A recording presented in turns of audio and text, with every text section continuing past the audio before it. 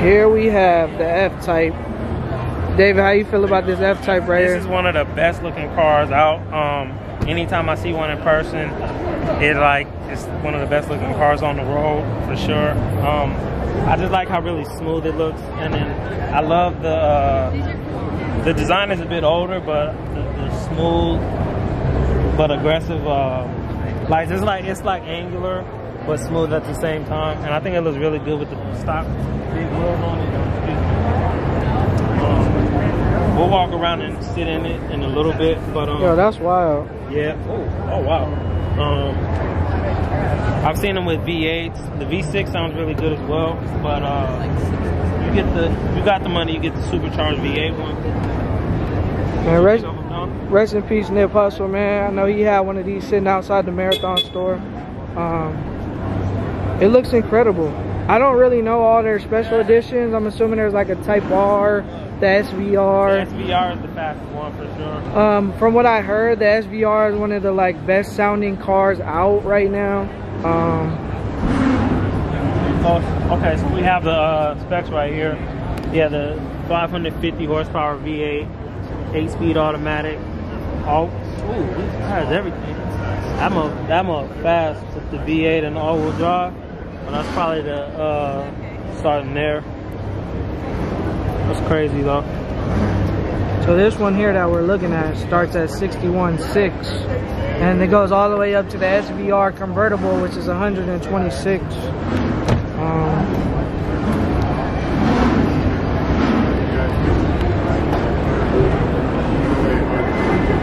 One thing I will say is, as of lately, Jaguar is just making incredibly looking cars. I'm happy they got away from Ford.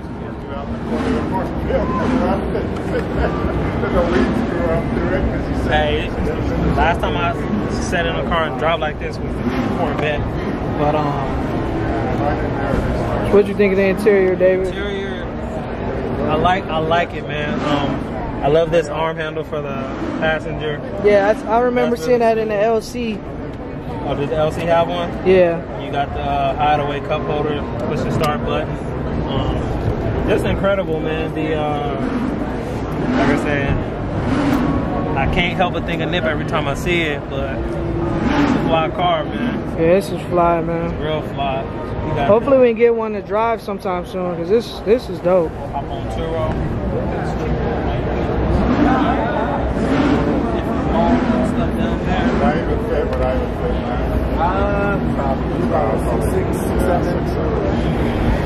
Looks good, man. Right now, so we just filming as we can. David's sitting in. What Cadillac is this, David? I think it's the XT4 or CT4 rather. I know you love Cadillac, but do you love what Cadillac's been doing lately? I don't know how to feel, to be honest. It's okay. It's definitely kind of watered down, but I get it. I mean, this is probably supposed to be what, like the 3 Series? Yeah, it's supposed to be like a 3 Series competitor. I don't know. I like the color on the interior. Oh yeah, that's cool. I don't really like it with the interior itself is okay. I think the big one we sat in a few videos back was better, but I like this cherry color. I think that cherry color clashes with the actual exterior, but yeah, if it was black, it would look a lot better outside. Nice car though. Oh, okay. Now we getting into some big boy stuff over here. This looks like it's a twin turbo. Yeah. Twin turbo 4.2. Oh, this is the new Black Star V8 or something like that. Oh, what is this? CT6. CT6, yeah. I test drove that one. Wow, look, it says starting at 60. This one is 100. 100 grand. So 10 speed, bro. 10 speed, 574 pound-feet. This also has magnetic ride control.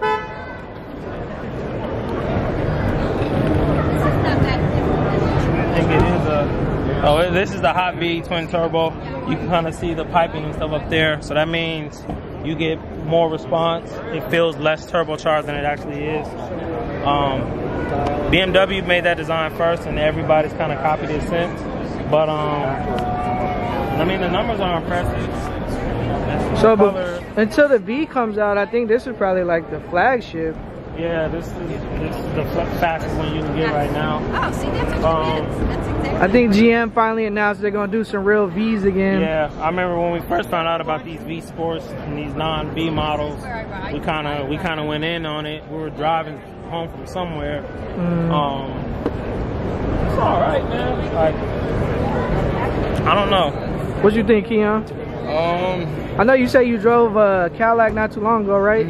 You say you wasn't feeling the gear shifter. No, I don't like the press button shifters on the left. The response time is kind of slow. Other than that, it was a decent car. Do you remember what car it was? Was it a bigger car or was it smaller like this CT4 over here? It was a CT6 actually. Oh, so it would have been the same body as this. It's incredible to think there's $40,000 of options on this car, but dang. Yeah, my only gripe is it looks way too congested in there. Yeah, it looks way. It's probably gonna have overheating problems. Yeah. He's right. You're supposed to go to the dealer. Yeah, that's true, but either way, harder and harder to work on. So you just have to take it to the dealer. I'm not gonna lie. How have we been missing this show the past few years? This is dope. Sleeper, man. I like this. Yeah, we won't miss it again. You could just walk in here. I think a big part for me was just work. You know, at the time I was working all kinds of hours. And then this is the first time coming to it. Right now we're walking up on the Audi booth. So, did you see that RS8? Shit has. Oh, you talking about the big SUV? Yeah, Nürburgring times and shit. Yeah, it took it from the GLC 63. Crazy out here, man. We're gonna check out some more stuff, guys. We'll get back to you in a minute. Yeah, it is. You good? You recording? All right, so this is the LC 500 5-liter V8, rear-wheel drive. They tried to rival the Aston Martin with this, and man, the interior is crazy. Yeah, it's crazy. Paddle shifters. I don't know how to do it, obviously. One of these, you can change the mode, and the gas actually, damn, the engine checking. The check engine light is on it. Oh, you got the shit over here, the dials. Oh, so this has the sliding pad on it. Yeah, almost like the Benz. Yeah, it's touch sensitive. So basically, you go here, you click the button. This thing's cold. I wanna change the fucking dash. This dash will move over when you put it in sport mode, but the interior, I'm really impressed with it, man. And the outside, beautiful car, man. I like this angle right here.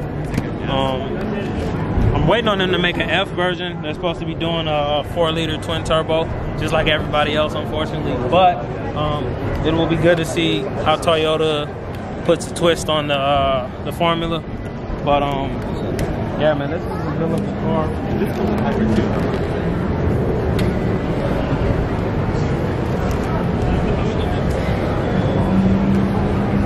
Thing's clean.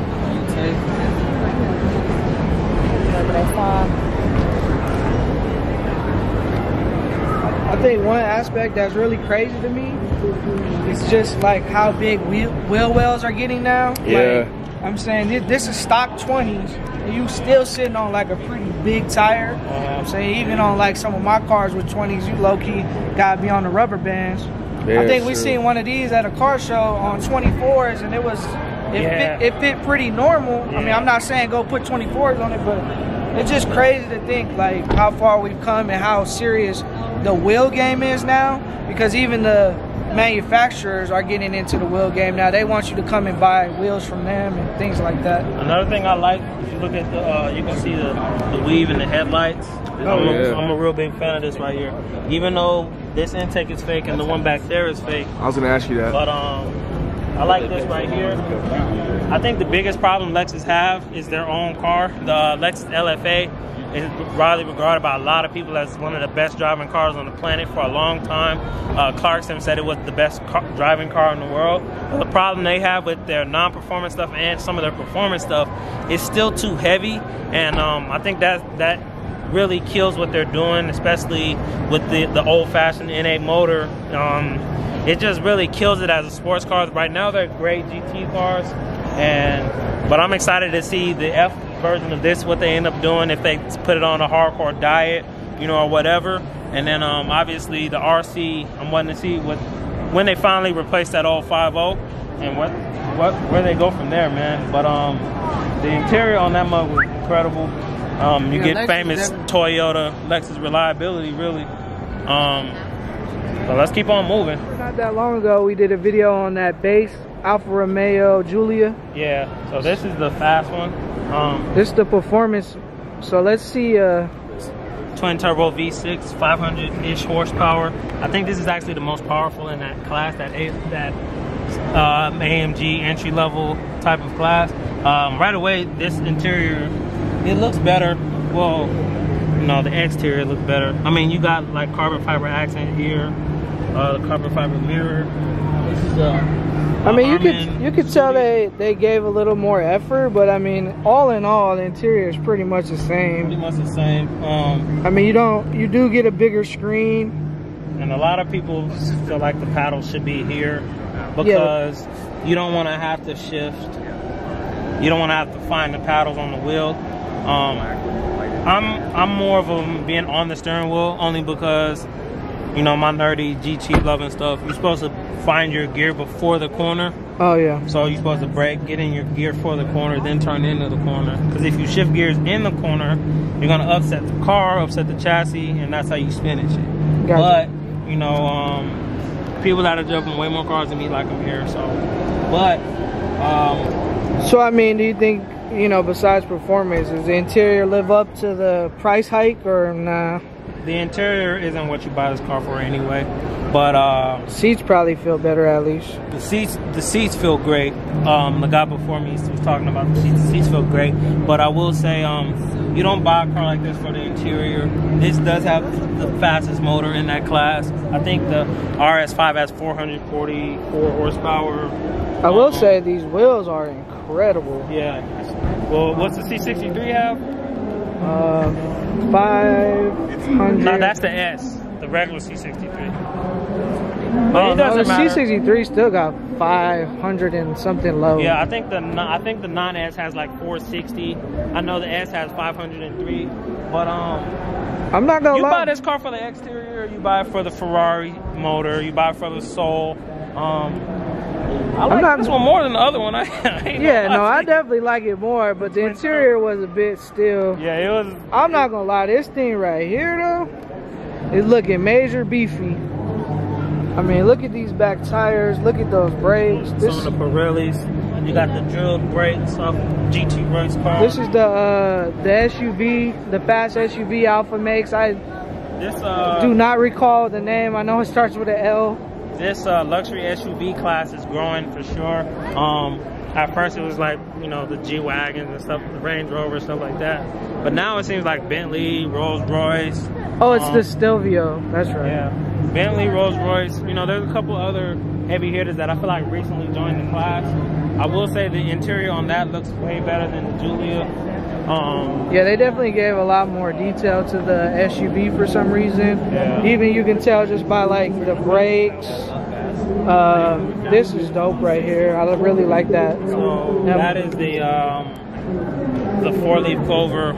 I was watching a video recently. It might have been Top Gear. They were talking about one of the race drivers used to have that, and he always had one he put on the car. So when he died, they started putting that on all of their cars. Same design language. I think that one looks a bit better in the front because that shape fits a car a bit more. But you know, that has the blacked out on that one while it's polished with all this flat aluminum. But man, great show.